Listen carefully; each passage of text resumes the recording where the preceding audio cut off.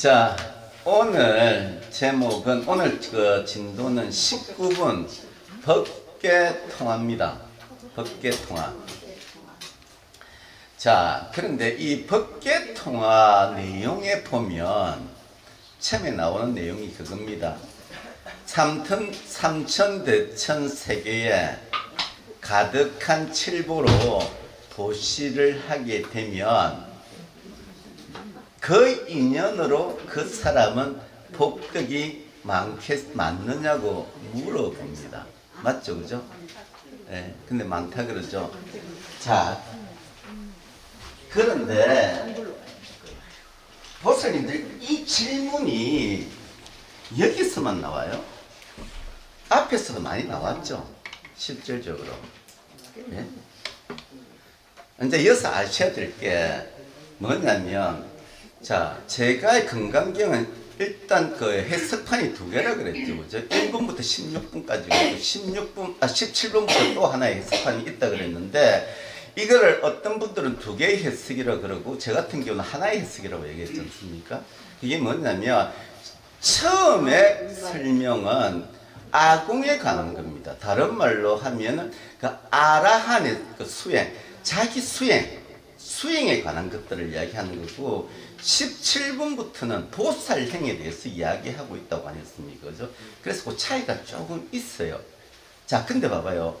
이게 여러분들 잘 봐요. 2분에서 딱 똑같은 질문이 나오잖아요. 뭐냐 하면은, 깨달음을 위해서는 어떻게 살아야 하고, 어떻게 이 마음을 조업받겠습니까? 했잖아요. 근데 17분에서 똑같은 질문이 나옵니다.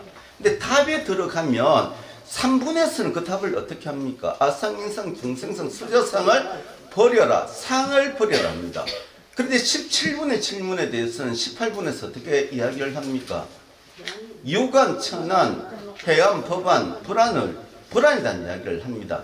근데 이게 보니까 다를 것 같죠? 근데 같은 말이에요. 같은 말입니다.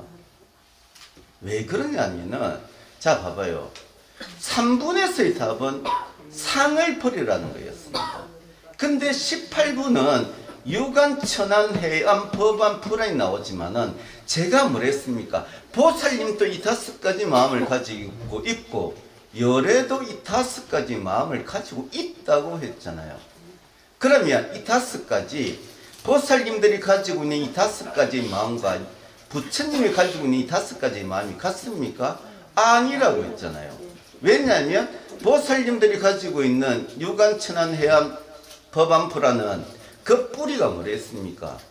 상이라고 했잖아요. 욕망이라 했잖아요. 근데 상의 반대말이 뭡니까? 상의 반대말이 공이잖아요. 공이잖아요. 공. 이 건강경이 공사상이잖아요. 그러니까 상을 버리면 공이 되는 거예요. 아니, 지금 보살님들 진짜 참여해야 됩니다. 이 건강경 강의 지금 제가 기억하기만 해도 거의 한 150일째 하고 있어요. 옛날에 개근부살 때 100일 동안 했잖아요. 그죠? 그리고 그때 틈틈이었습니다. 그러니까 아무리 제가 못해도 이 건강경 강의를 150회에 걸쳐서 했는데 아직도 상의 반대말을 모르고 이러면은 제보고 어쩌란 말입니까? 네? 어쩌란 말이에요? 반야신경에 공이 나오던데. 건강경을 추린 내용이 반야신경이에요. 네? 똑같은 거예요. 네? 자, 그러면 봐봐요. 유관, 천안, 해암, 법안, 불안 있지 않습니까? 이 내용이 뭐냐면 우리가 말하는 중생에 있지 않습니까? 관점에서 상으로 보게 되면 그 욕망, 그 상이 욕심, 욕망이 되는 거고, 부처님 열애의 마음으로 5가지 마음을 보게 되면 그거는 공의 마음으로 보는 거예요. 그 차이를 사실 설명한 거예요. 그러니까 3분이나 18분이나 같은 선상에 있습니다. 자, 보세요. 19분의 내용, 첫 번째 질문이 그겁니다. 삼천대천 세계에 가득한 칠보로 보시를 한다면 그 인연으로 복덕이 많겠느냐 합니다. 그런데 이 내용을 8분의 어법 출생, 예? 모든 것이 법에서 태어난다. 그 문구에 가면 똑같은 문장이 나오는데 그 문장이 뭐냐면 삼천대천 세계에 가득한 칠보로 보시한다면 복덕이 많겠는가 이렇게 나옵니다. 그 차이가 뭐냐면 19분에는 인연으로 이 말 한마디밖에 한마디가 더 들어가요. 그 인연으로 복덕이 많겠느냐. 그 인연으로라는 있잖아요. 단어가 하나 더 추가되어져 있을 뿐입니다. 자, 그런데 이거를 한번 보살님들이 한번 생각을 해보셔야 됩니다. 8분에서 이 질문에 대한 답을 할 때 어떻게 하냐 하면 복덕이 많습니다. 이렇게 이야기하고 나서 왜냐하면 여러께서 말씀하신 복덕은 복덕성이 아니기 때문에 복덕이 많다고 합니다. 이렇게 이야기합니다. 이래서 8분에서 제가 강의할 때 복과 복덕과 복덕성에 대한 개념 차이를 제가 하루 동안 설명한 적이 있어요. 근데 거기서 뭐냐면 복덕의 의미, 근데 여기서 지금 이 복덕성이 뭐냐 하면은 해석하면 복덕의 본질입니다. 그 해석판에 보면, 우리 한글판에 보면 복덕과 해석판에 보면 어떻게 되어 있냐면 복덕이 많겠느냐 했을 때 예 많습니다. 왜냐하면 여러께서 말씀하신 복덕은 복덕의 본질이 아니기 때문입니다. 이렇게 나옵니다. 그래서 복덕성, 이 성품성자는 복덕의 본질을 이야기하는 겁니다. 근데 왜 그러면 이 8분에서는 삼천대천 세계에 가득한 칠보를 보시한다면 복덕이 많겠느냐 해놓고 많습니다 해놓고 왜냐하면 복덕의 본질이 아니기 때문이라고 이야기합니다. 이 부분에 대해서 8분에 제가 보살님들이 헷갈릴까 싶어서 복과 복덕에 대한 차이를 설명을 했었어요. 뭐냐면 이게 어떤 의미냐면 다시 이게 재탕하는 거지만 보살님들이 생각하는 복은 있잖아요. 채우는 거예요. 보살님들이 어떤 보살님은 저 보살은 복이 많아 했을 때 그 보살의 그 있잖아요. 그 생활을 보시면 물질적으로 엄청 풍요로워요. 보살님들이 누구 보고 복이 많다고 이야기할 때 모든 기준이 물질에 먼저 가 있습니다. 예를 들면 어떤 보살님이 물질적으로 잘 못 살아요. 근데 항상 스스로 만족하고 행복해요. 근데 그런 분한테는 말 그대로 있지 않습니까? 보살님들이 복이 많다고 이야기를 안 합니다. 솔직하게 있잖아요. 들여다보세요. 보살님들이 복이 많다고 하는 것은 전부 다 권력이 있거나 부자들 있잖아요. 그 사람들한테만 복이 많다고 이야기합니다. 근데 그 마음 깊이 들어가 보세요. 보살님들 그 복이 많다고 이야기하면서 진짜 복이 많다고 진심으로 이야기합니까? 아니잖아요. 그 안에는 뭐가 있습니까? 솔직한 마음을 들여다보세요. 질투가 다 있지 않습니까? 그리고 실질적으로 돈도 힘이고 권력도 힘입니다. 힘이 있는 사람은 아래 사람과 평등해지려고 안 합니다. 그래서 부처님의 기본 사상이 제가 끝없이 평등이라고 안 했습니까? 근데 권력과 부자들은 절대 있잖아요. 겉으로는 평등한 것 하지만 실질적으로 항상 마음속에는 차별을 두고 있습니다. 그래서 부자나 권력가들이 존경을 못 받는 거예요. 우리서 그런 말이 있잖아요. 정성집 개가 죽으면 문상객이 인산인해를 누리지만 정작 정성이 죽으면 문상객이 하나도 없어요. 이게 세태입니다. 실질적으로. 그러니까 여러분들이 진짜 아셔야 될 게 복과 복덕에 대한 개념을 있잖아요. 머리로만 해석하시면 안 돼요. 보살님들은 기본적으로 모든 복은 있잖아요. 물질적인데 기초하고 있습니다. 근데 그 마음을 가지고 있는 이상은 부처님의 법을 제가 못 본다고 안 했습니까? 보살님들이 진짜 누군가를 보고 있잖아요. 복이 많네가 아니고 저 사람 진짜 복 많이 받겠네 했을 때는 그게 제가 진심이라 그랬죠. 근데 보살님들이 저 사람 진짜 복 많이 받겠네 하는 그 상황을 한번 보세요. 어떨 때 그런 말을 씁니까? 그 사람이 진정으로 희생하고 봉사하고 나를 편안하게 해줬을 때, 예? 그때 저 사람 진짜 앞으로 복 많이 받겠네 이야기 아닙니까? 보살님들이 결혼해서 출산해서 아이를 놓고 키울 때 아이 갓난아기 젖주고 뭐 똥기저에 갈아줄 때 말 그대로 받을 생각이 있습니까? 하나도 없잖아요. 근데 문제는 그 아이 얼굴만 보면 행복하잖아요. 그게 복이에요. 보살님들 진짜 제가 끝없이 이야기하지만 보살님들 귀로만 듣고 있어요. 근데 이제는 제 말을 의미를 알잖아요. 젊었을 때는 솔직히 이야기해서 모든 복의 기준을 물질에 둔 건 맞아요. 근데 지금 또 그렇게 생각하진 않잖아요. 지금 또 물질이 나를 행복하게 만든답니까? 아니잖아요. 그러면서도 아닌 걸 알면서도 물질에 계속 추구하고 있다는 겁니다.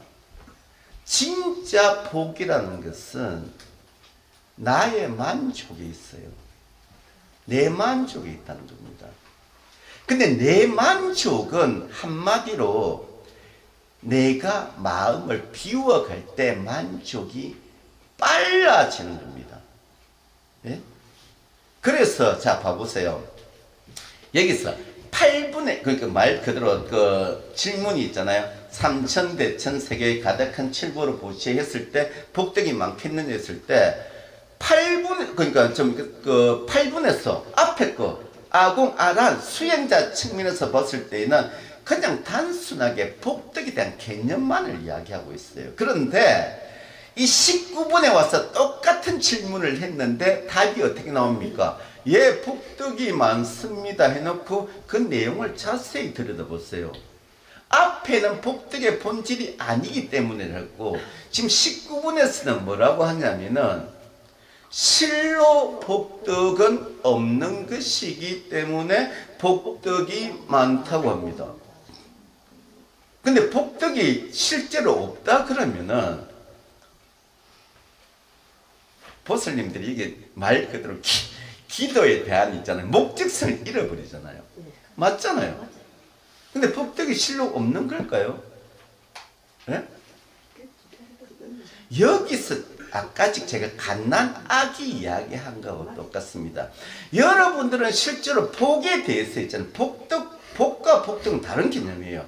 부처님이 하는 거는 복덕이 되지만 여러분들은 복덕이 아니고 복만 추구해요. 복은 물질적 풍요와 충족을 사실은 여러분들이 항상 갈망하는 겁니다. 그 갈망이 욕망이에요, 실질적으로. 자, 보세요. 여러분들은 부처님이 항상 복덕을 구족했다고 이야기합니다. 맞잖아요. 예? 항상 복덕을 구족했다고 합니다. 근데 여러분 냉정하게 한번 따져보세요. 부처님한테 무슨 복덕이 있어요? 말 그대로 길바닥에서 자고 내 얻어먹고 하는데 그게 무슨 복덕입니까? 딱 깨놓고 솔직하게 이야기해보세요. 여러분들 마음속에 이중성이 바로 그거예요. 부처님은 차라리 출가를 안 했으면 그 궁궐 같은 집에서 호의호식하면서 여러분들이 말하는 그 복의 개념으로 다 살았을 겁니다. 아니 그게 복 아닌가요? 여러분들의 보살님들이 생각하는 복이 뭐예요? 왕자 같은 삶 아니에요? 공주 같은 삶 아니에요? 저 밖에서 거리지처럼 음식 얻어먹는 게 그게 복이에요? 아니잖아요. 근데 왜 부처님 보고 자꾸 복덕이 많다 그래요? 예? 근데 여러분 잘 아셔야 됩니다.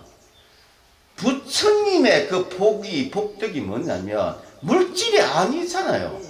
부처님을 우리가 왜 정합니까? 복덕이 부족하신 분이냐면 부처님은 열반 전에도 그렇고 열반 이후에도 그렇고 항상 행복하기 때문에 그래요. 마음이 항상 행복했기 때문에 우리는 그것을 부족하다고 이야기하는 겁니다. 예? 자, 그 차원에서 보세요. 복덕은 실로 없는 것이기에. 예? 이 복덕의 개념이 보살님들이 생각하는 복의 개념과 부처님이 추구했던 복의 개념 완전히 다른 거예요. 근데 여러분들은 그 자신의 복의 개념으로 자꾸 부처님의 복덕의 개념과 같은 선상에 놓으려고 하기 때문에 자꾸 부처님한테 와가지고 복 달라고 그래요. 여러분 복 달라는 게 뭡니까? 물질 달라는 거 아니에요. 돈 달라는 거 아니에요. 예? 이래서 여러분들이 아무리 이 공부를 들어도 의미가 없는 게 부처님하고 개념을 동일화시켜야 됩니다. 복덕이라는 단어를 부처님이 가지고 있는 복덕의 개념으로 여러분들이 이해할 때 진짜 이 경전을 이해하게 되는 거예요. 제가 왜 끊임없이 개념 이야기만 하겠습니까? 예? 여러분들이 생각하는 개념과 부처님의 개념은 완전히 틀리기 때문에 여러분들은 천년만년 경강경을 읽어도 이해를 못해요. 왜? 여러분들이 읽는 개념이 부처님의 개념이 아니기 때문에 그래요. 예? 그래서 제가 자꾸 공부하라고 하는 게 그런 부분이에요. 예? 여러분들 솔직히 제가 이런 이야기하면 귀로 좀 듣고 있잖아요. 지식 좀 채우면 남들 앞에 가가지고 비우라 어쩌라 저쩌라 이야기합니다. 일반 스님들도 다 똑같아요. 근데 부처님의 복이 채우는 거였습니까? 아니었잖아요. 예? 권력 있고 돈 좀 있으면 전부 다 뭡니까?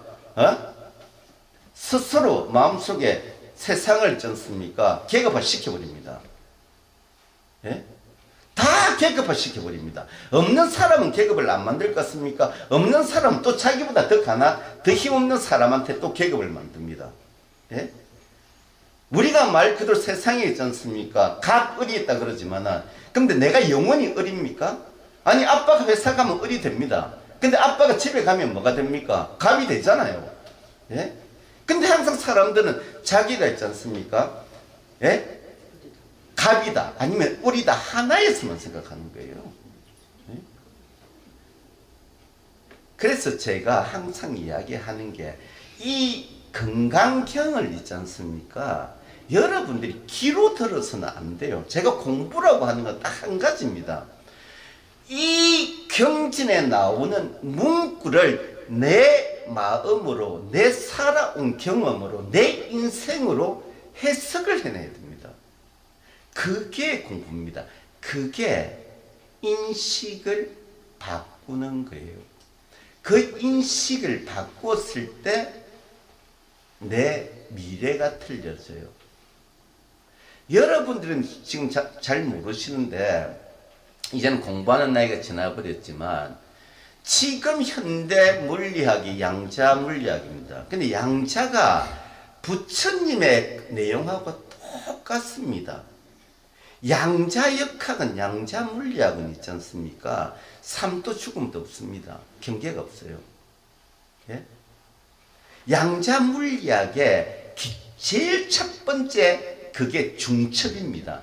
양자 물리학 하면 제일 먼저 나오는 말이 중첩이에요. 삶과 죽음이 같이 있다는 겁니다. 고양이에 대한 실험을 해요. 상자 안에 넣어놓고 독약도 넣어놓고 고양이가 죽었느냐 살았느냐. 상자 안에 독약 넣어놓고 고양이가 죽었느냐 살았느냐. 이게 무슨 과학입니까? 그래서 이거를 아인슈타인도 그때 당시 이해를 못했습니다. 그래서 아인슈타인도 양자역학을 막 공격을 해버린 거예요. 근데 여러분들이 쓰고 있는 모든 지금 과학은 다 양자역학입니다. 핸드폰 있잖아요. 양자 물리학이에요. 여러분 지금 웬만한 컴퓨터 있잖아요. 이런 거 전부 다 양자 물리학을 바탕으로 하고 있어요. 근데 그 현대 물리학, 현대 과학의 핵심이 바로 삶과 죽음이 중첩되어 있다고 이야기하는 거예요. 예? 지금 과학도 그렇게 가고 있는데 부처님은 25년 전에 이미 삶과 죽음에 대한 중첩성을 이야기를 했는데 보살님들은 죽으면 다 끝이다 단멸론으로 지금 생각하고 있잖아요. 그래서 윤회도 안 믿잖아요. 지금 과학도 이제 윤회를 인정하는데 왜 불교를 그렇게 한평생을 믿으셨으면서 왜 윤회를 안 믿습니까? 제가 비구의 뜻이 뭐라 했습니까? 윤회를 두려워하는 자가 비구라고 안 했습니까? 비구의 어원이 윤회를 두려워하는 자입니다. 예? 윤회를 두려워하기 때문에 말 그대로 있지 않습니까? 법답게 살려고 하는 겁니다. 예? 근데 법답게 살려고 하면 여러분들께서 아셔야 될 게 법이 뭔지를 알아야 됩니다. 근데 법이라는 개념을 있지 않습니까? 만들어내야 돼요. 그냥 내 유리한 방향으로 있지 않습니까? 합리화시키는 게 아니에요. 부처님이 말하는 그 여법에 대한 기준을 여러분들이 아셔야 됩니다. 네? 말 그대로 복덕과 복에 대한 있지 않습니까? 이 개념도 그러니까 여러분들은 지금 항상 우리가 생각하는 우리 인간이 만든 사전적 의미의 복만을 알고 있지 부처님이 말한 복덕의 개념을 있지 않습니까? 내 일상에 녹이려고 하지를 않아요. 그 복덕을 내 일상에 녹인다는 말이 내 생각 속에 녹이고 내 생각을 통해서 내 행으로 나오게끔 만들어야 돼요. 그게 우리가 말하는 제가 말하는 법의 개념을 내 의식 속에 녹이는 거예요. 그러기 위해서는 개념 공부를 마지막까지 해보시라는 겁니다. 마지막까지. 예? 말 그대로 내가 알고 있는 개념은 지금 개념은 있잖아요. 내가 이 몸뚱아리를 가지고 살아오면서 중생으로서 만든 개념이라는 걸 아셔야 돼요. 근데 이제 중생의 개념이 아니고 열애의 개념에서 한번 들어가 보라는 겁니다. 그게 보살님들이 이번 생에서 마지막으로 할 수 있는 공부예요. 먼 공부 아닙니다. 자선해가지고 있지 않습니까? 삼매 빠지고 이러는 게 아니에요. 내 개념을 바꾸는 게 의식을 바꾸는 거고 인식을 바꾸는 겁니다. 인식을 바꾸면 내 삶이 바뀝니다. 네, 오늘 강의는 여기까지 이걸로 끝내겠습니다.